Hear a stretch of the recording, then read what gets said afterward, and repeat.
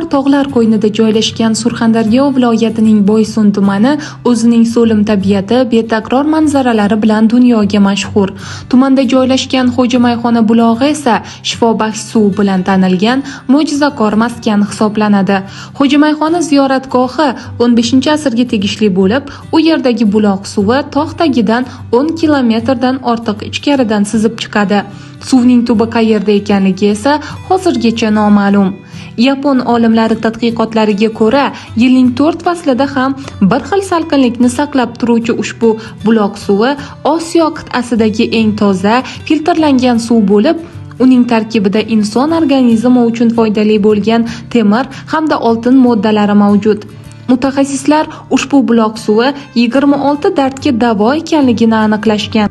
Manzilgoh ikki tog' orasida joylashgan bo'lib, shuningdek uning betakror manzarasi insonni o'ziga chorlaydi.